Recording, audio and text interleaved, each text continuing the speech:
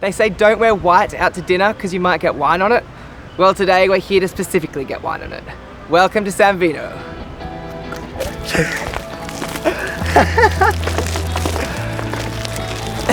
My name is Ben and I'm Stoke Travel's chosen one. Stoke has taken me on an epic 6-month adventure to some of the wildest parties this side of Europe. This is what we call the Summer of Stoke.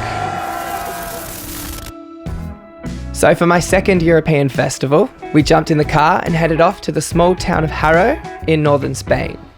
Haro is a tiny, tiny town, but it still produces roughly 40% of all the wine made in the entire region.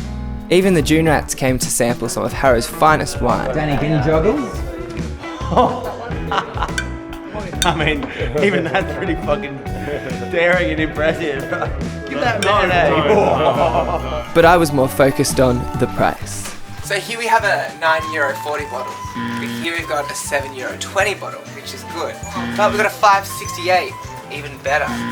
€3.48, not even a cheeseburger back home. So yeah, wine is a pretty big deal around here. But it's not too sacred. Oh, we've got a fucking goon sack. Every year, Haro is host to La Batalla del Vino de Haro. But that's complicated, so we like to call it San Vino.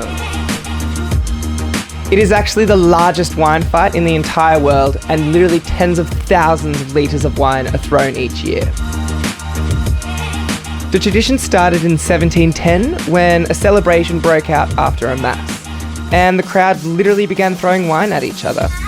300 years later, and the tradition has stuck.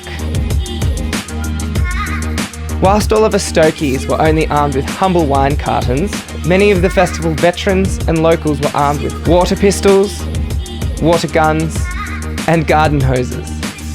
Literally everything and everyone was stained from head to toe in wine. That was one of the craziest, wildest and funnest things I have ever done in my entire life.